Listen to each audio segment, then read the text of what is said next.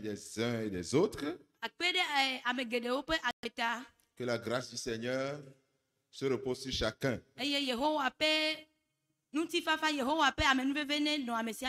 Nous étions en train de parler d'un sujet que nous avons intitulé « Dans la présence de Dieu ».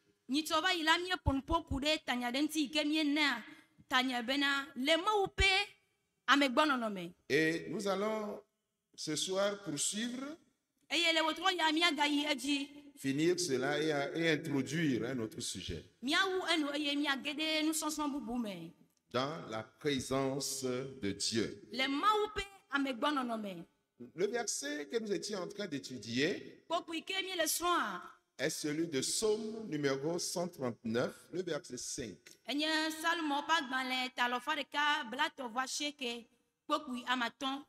Là, nous lisons: Tu m'entoures par derrière et par devant, et tu mets ta main sur moi.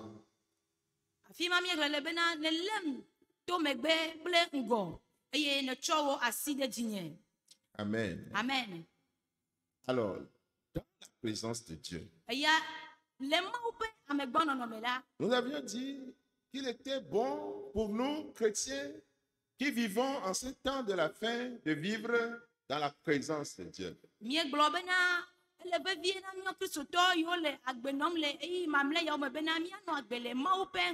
Et surtout en ce milieu d'année, pendant que nous aspirons, nous demandons une année pleine de grâce, une année bénie par le Seigneur. Le Seigneur veut que nous restions, que nous demeurions dans sa présence. Alors, dans ce psaume numéro 139, le roi David a livré les conclusions de son analyse. Et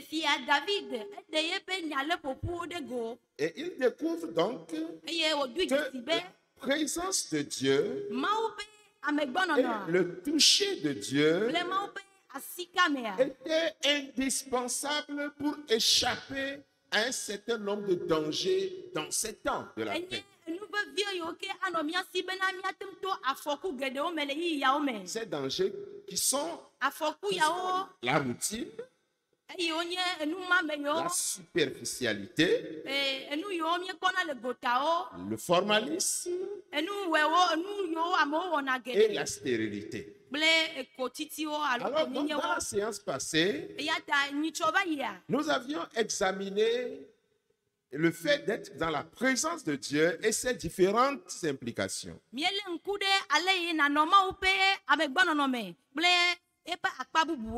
Voilà. Et ce soir, nous évoluerons pour toucher le second aspect qui est le toucher de Dieu.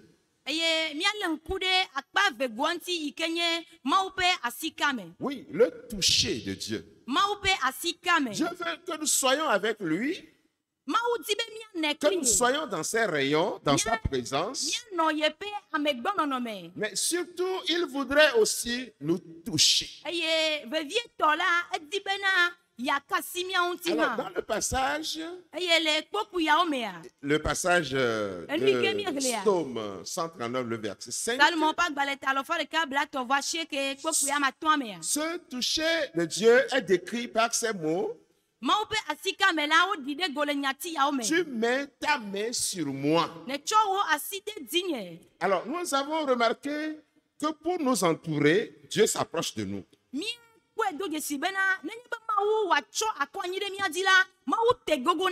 Mais pour qu'il puisse mettre sa main sur nous, c'est nous ou c'est à nous de nous approcher de lui. C'est un pas de plus dans l'intimité avec Dieu. Le chrétien qui laisse Dieu mettre sa main sur lui, il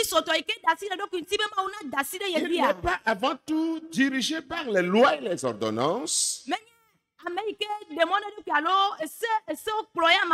il est conduit par la pression de la main de Dieu.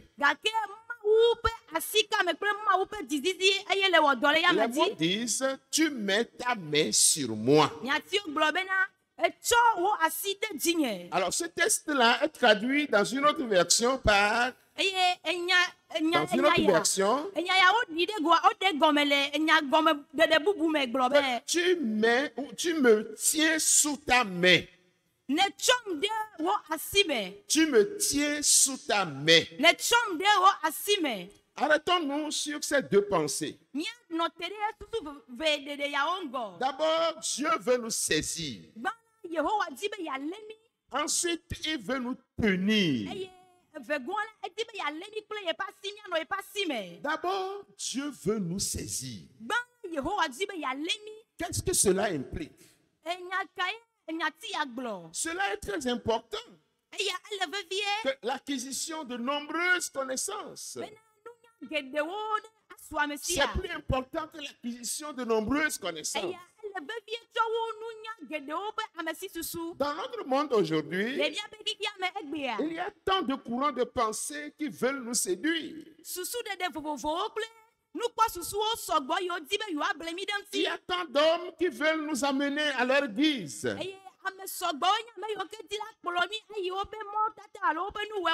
Il vaut infiniment mieux se laisser saisir par Dieu, comme cela a été le cas de Jérémie.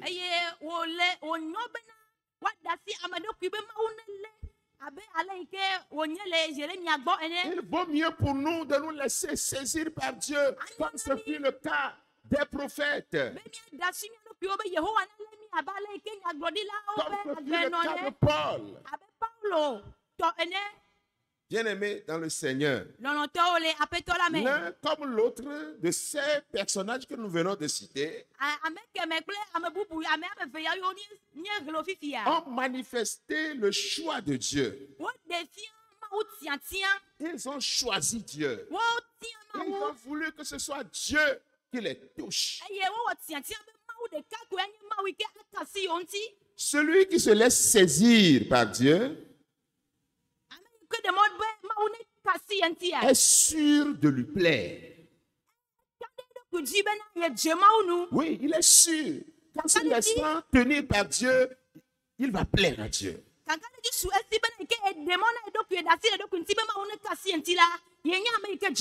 Il est sûr d'être utile aux hommes. Il est sûr d'accomplir une tâche bien définie. Il est sûr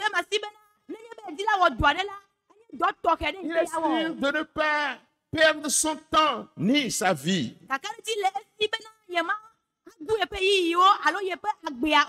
Bien-aimé, qui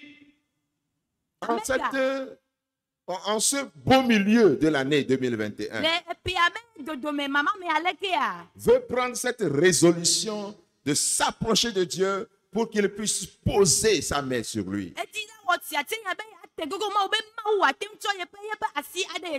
Oui, bien-aimé, approchons-nous de Dieu pour que Dieu mette sa main sur nous. Oui, il veut nous saisir. C'est là la volonté de Dieu pour toi. Alors, l'autre chose, non seulement nous saisir, Dieu veut aussi nous tenir. Jérémie, le prophète que nous venons de citer, il a dit, tu m'as saisi, tu m'as vaincu. Nous n'avons pas un Dieu qui met sa main sur nous pour nous retirer.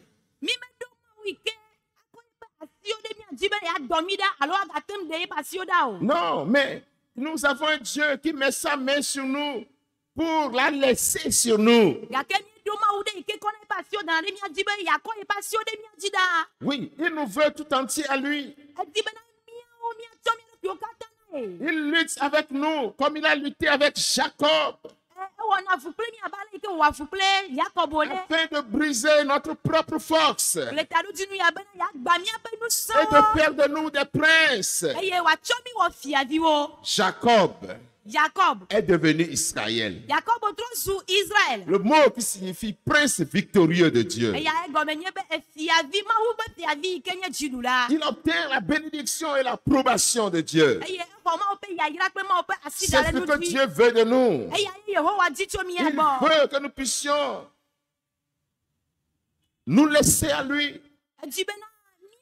Afin qu'il mette sa main sur nous. Afin qu'il demeure, il laisse sa main constamment sur nous.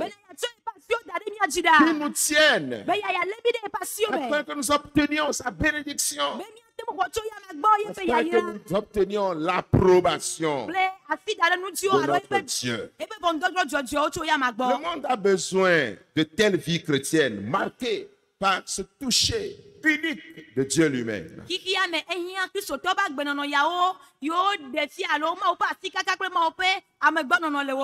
En définitive, frère,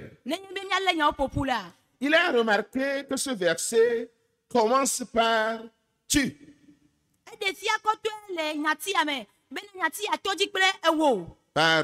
Il est remarqué que le verset à l'étude, le psaume numéro 139, le verset 5, commence par tu.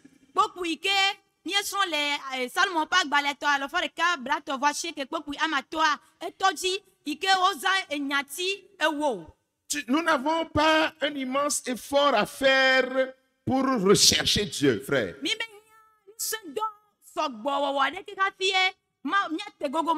Nous n'avons qu'à le laisser venir à nous pour qu'il puisse nous entourer et mettre sa main sur nous. Ne le faisons pas attendre. N'attendons pas avant de le faire. Non, c'est pressant. Faisons-le rapidement.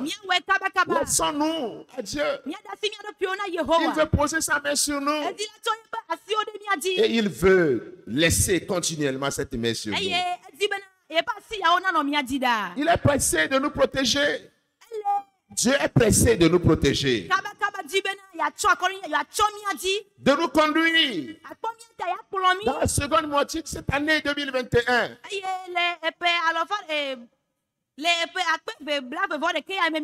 Cette année ou ce temps qui nous rapproche un peu plus de la venue de Jésus. Dieu est pressé de protéger ses enfants. Ne craignons rien. Ne baissons pas les bras. Livrons-nous à lui par sa grâce et pour sa gloire. Que le Seigneur nous bénisse. Nous allons prier parce que nous sommes à la fin de ce sujet. Avant d'introduire l'autre sujet, nous allons quand même prier le Seigneur. Et si Dieu nous suit maintenant, si tu nous suis, tu vas prier avec nous. Nous avions parlé de la présence de Dieu. Et le verset que nous avons étudié, c'est le psaume numéro 139, le verset 5.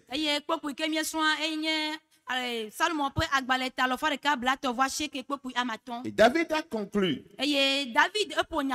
pour prendre le dessus, pour vaincre les dangers, pour être victorieux, il faut que le croyant demeure dans la présence de Dieu. Et surtout, qu'il bénéficie du toucher de Dieu lui-même.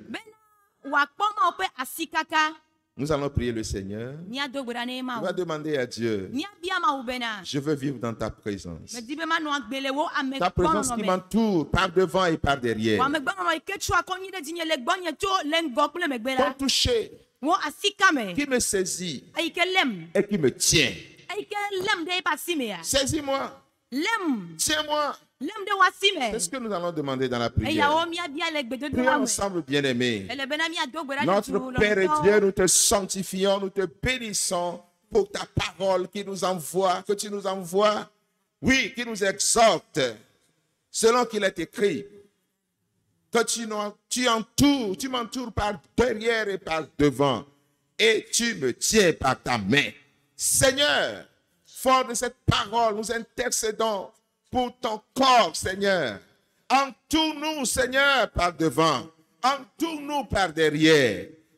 Touche-nous et saisis-nous, Seigneur. Surtout, tiens-nous. Garde tes mains sur nous, afin que, Seigneur, nous puissions échapper à tous les dangers.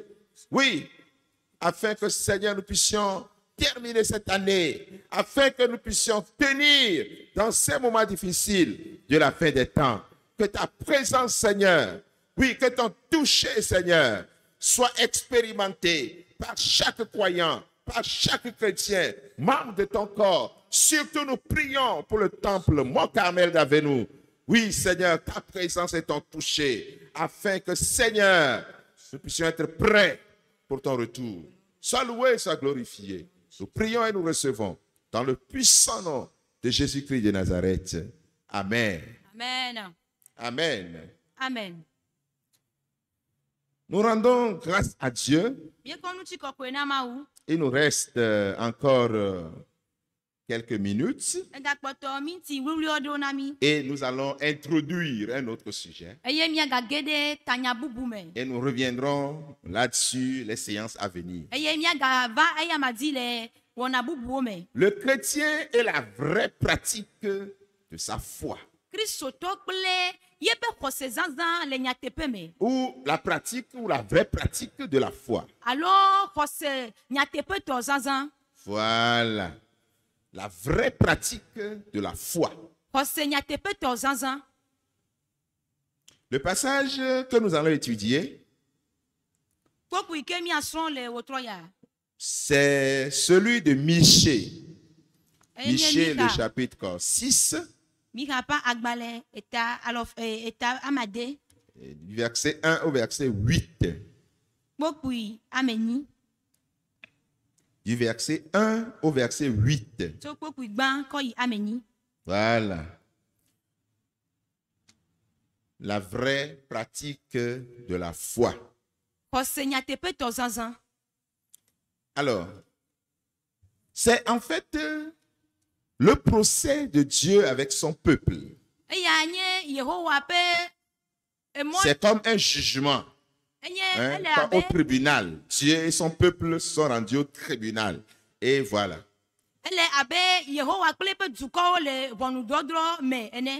Nous lisons d'abord le verset 8 pour commencer. Michée, le chapitre 6, le verset 8. On t'a fait connaître, ô homme, ce qui est bien.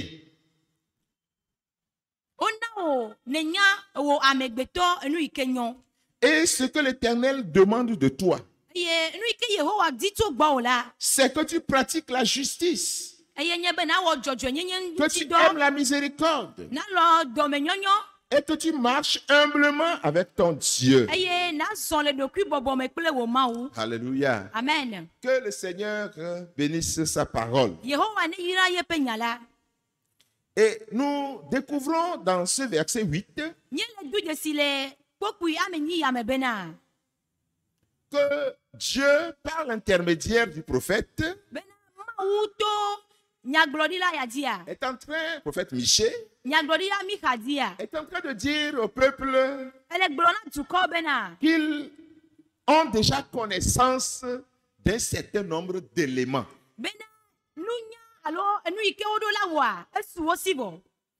Alors, cette connaissance leur permet de savoir comment agir,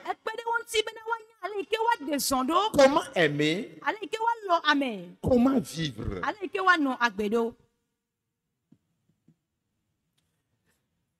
Martin Luther, le réformateur de l'Église, c'est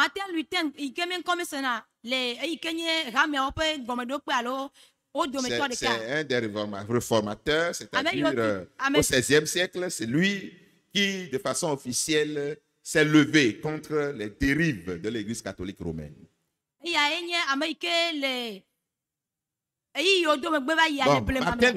Martin Luther King.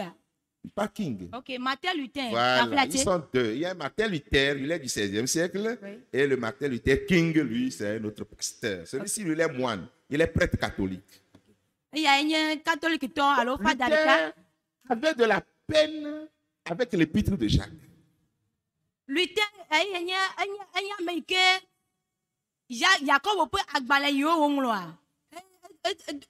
il a des difficultés, oui.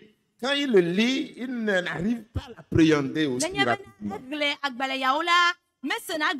Car la lutte qu'il menait contre une foi par les œuvres présentées par l'Église catholique à l'époque,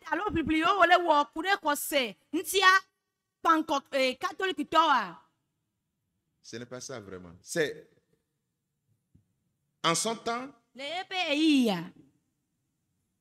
c'était la foi par les œuvres. On dit que si tu fais les œuvres, tu accomplis les œuvres. Ça veut dire que ta foi est authentique. Juste en accomplissant les œuvres. C'est ce qu'enseignait l'Église catholique. Mais Luther était dans une lutte contre cet état de choses. Parce qu'il a découvert que le juste vivra par la foi. Le juste vivra par la foi.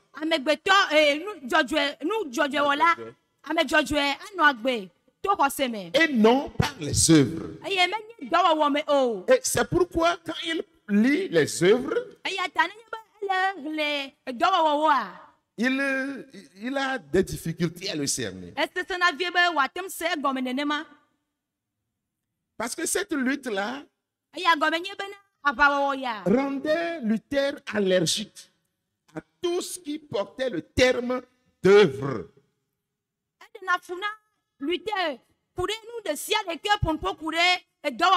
En relation avec la foi. Quand on parle de la foi, et à un moment donné, on énumère les œuvres, ça met Luther mal à l'aise. Pourtant, ce que Jacques présente n'est que la conséquence logique de la vraie foi.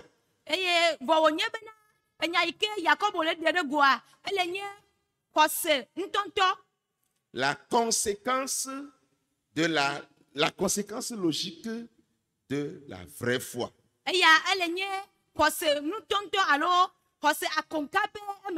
C'est-à-dire sa mise en œuvre dans le quotidien.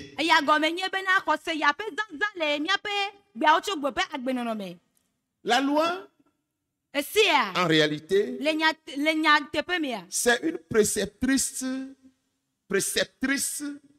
devant nous amener à Christ.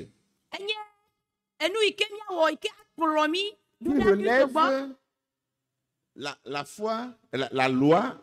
Nous sommes en train de dire que la loi, c'est en fait un pédagogue, un agent qui nous conduit vers Christ. Et ça relève notre totale faillibilité, la faillibilité de l'être humain par lui-même.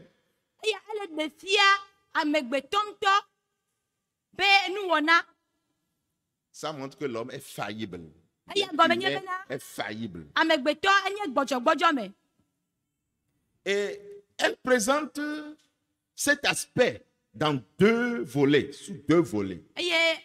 L'aspect de la faillibilité de l'être humain, il le présente sous deux aspects. Le premier aspect traite de la dimension verticale avec Dieu. Ça traite de la relation avec Dieu. Et le second traite de la relation avec les hommes. Ce n'est pas parce que nous ne pouvons satisfaire aux exigences divines que cela les annule.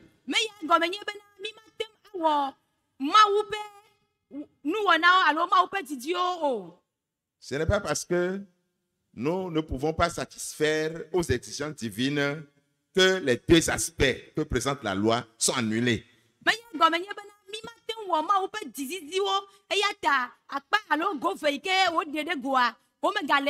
Mais au contraire, cela montre le but vers lequel nous sommes appelés à progresser.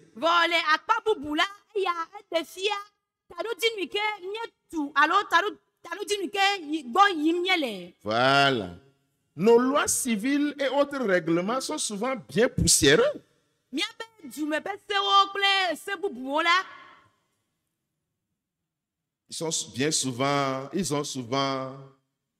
Ils sont faillibles, on veut dire. Pas uniquement parce que cela fait longtemps qu'ils sont rangés dans un rayon.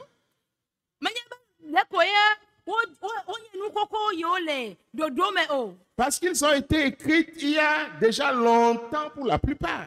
Et que ça ne répond plus au dynamisme même de la société.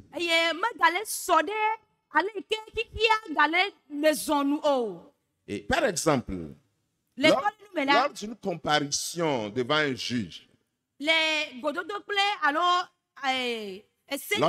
lorsqu'on vous appelle à comparaître devant un juge, lorsqu'on demande à quelqu'un lorsque quelqu'un comparaît devant un juge,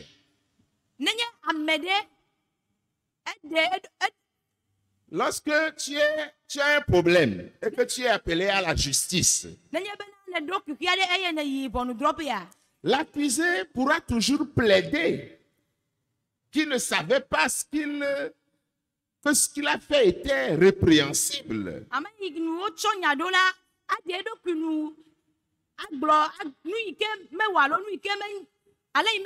Il pouvait dire, celui qui est accusé peut dire, je ne sais pas que l'acte que j'ai posé là était passible de peine. Je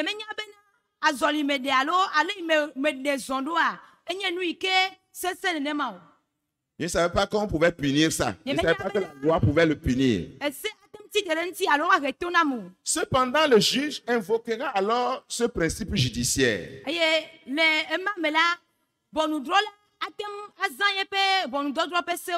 Et dire, nul n'est censé ignorer la loi.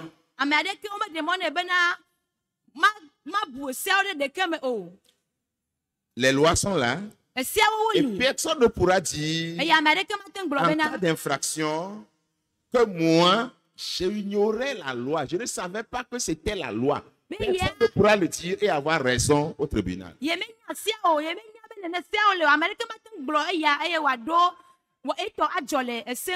D'autre part, il faudrait également remarquer que l'ancienneté d'une loi ou sa non-utilisation jusqu'à ce jour ne la rend pas caduque. Voilà.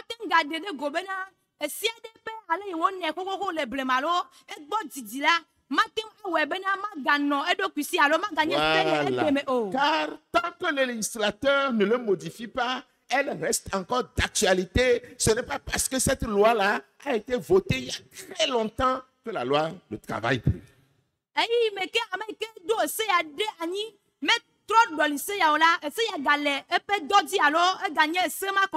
Alors, tout cela pour montrer et souligner que les enseignements de la Bible, qu'ils soient dans l'Ancien Testament ou du Nouveau Testament, se recoupent et sont toujours d'actualité pour celui qui veut vivre selon la volonté de Dieu.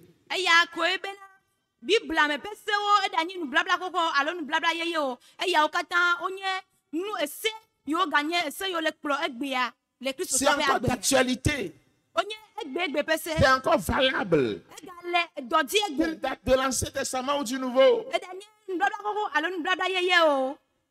C'est encore d'actualité.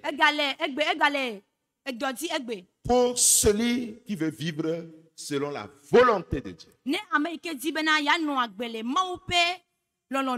Revenons au passage de Matthieu et de Michée 6, versets 1 à 8. Versets 1 à 8. Voilà. Et cela représente dans le contexte du procès de l'Éternel avec son peuple, comme nous l'avons dit.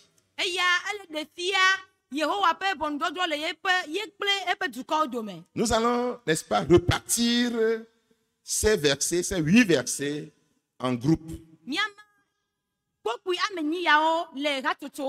D'abord, les témoins.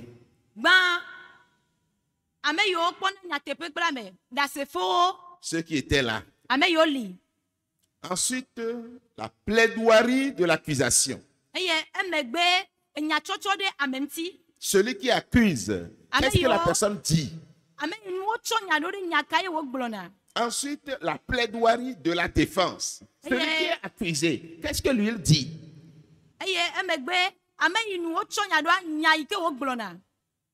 Et puis, la réfutation. La réfutation. Le fait d'accepter ou de refuser l'un ou l'autre des paroles ou des camps.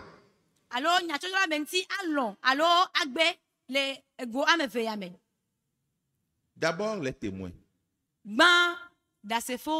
Les versets 1 et 2. Écoutez donc ce que dit l'Éternel. Lève-toi, plaide devant les montagnes et que les collines entendent ta voix.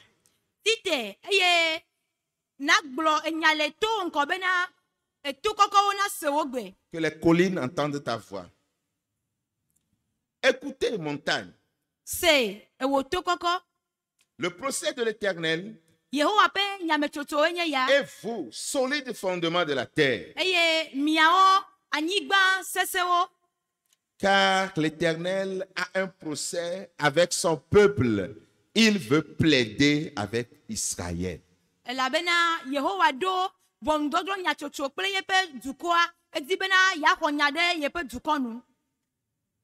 Voilà donc le verset 1 et 2 qui nous présente les témoins. Maintenant, plaidoirie de l'accusation. Les propos de celui qui accuse. Mon peuple, que t'ai-je fait? En quoi t'ai-je fatigué? Réponds-moi. Car je t'ai fait monter du pays d'Égypte. Je t'ai délivré de la maison de servitude. Je t'ai envoyé devant toi Moïse, Aaron et Marie. J'ai envoyé devant toi Moïse, Aaron et Marie. Mon peuple, rappelle-toi ce que projetait Balak, roi de Moab. Balak, roi de Moab. Ce qu'il projetait. Et ce que lui répondit Balaam, fils de Boer.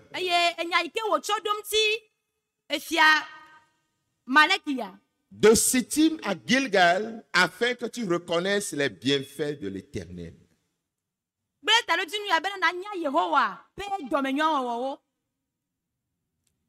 Ça, c'est le verset 3 et 4. Maintenant, plaidoirie de la défense. C'est les versets 5 et 6.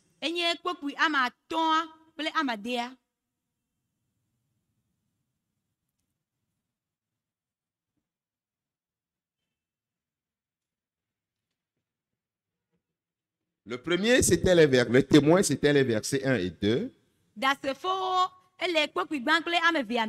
La plaidoirie de l'accusation. Les versets 3 et 4. et même 5. Voilà, 5 aussi est dedans. Maintenant, le plaidoirie de la défense, partie du verset 6. Voilà, verset 6. Avec quoi me présenterai-je devant l'Éternel? Pour m'humilier devant le Dieu très haut. Me présenterai-je avec des holocaustes, avec des veaux d'un an?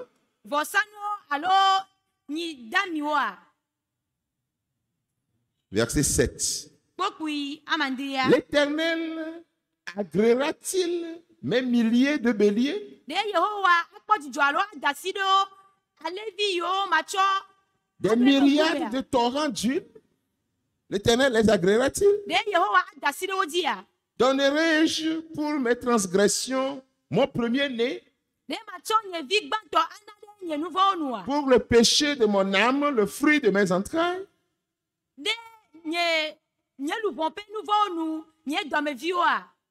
Ça, c'est les versets 6 et 7. Maintenant, la réfutation. Verset 8.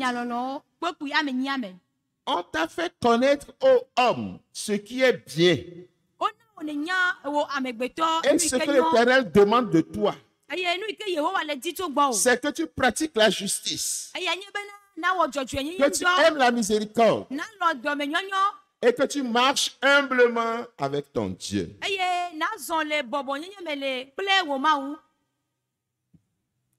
Nous n'allons pas présenter le contexte aujourd'hui. C'est juste une introduction. La séance prochaine, nous allons présenter le contexte.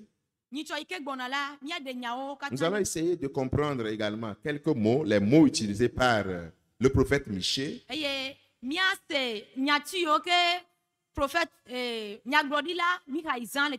Et nous allons décortiquer donc le passage. Michée, le chapitre 6, les versets 1 à 8.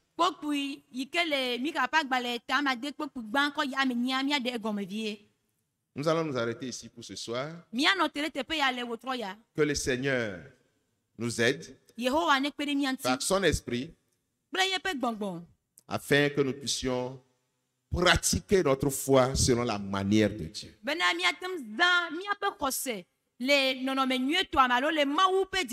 Et non selon la manière de l'évolution de notre monde. Que le Seigneur vous bénisse. Nous allons prier. Seigneur notre Dieu, une fois encore merci pour ce soir. Infiniment merci pour ta parole qui voudra que nous puissions étudier au sujet de la pratique de notre foi. Seigneur, nous avons juste introduit le sujet. Esprit de Dieu, nous demandons que tu accomplisses l'œuvre en amont.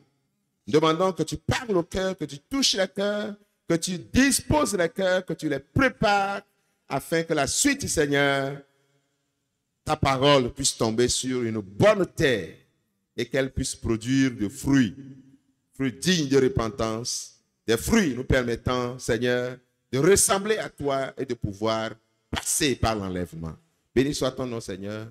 Nous avons prié, Seigneur, en ton nom et nous demandons que tu bénisses le corps de Christ en général et que tu bénisses particulièrement le temple Mont Carmel d'Avenu. Nous avons prié au nom de Jésus. Amen.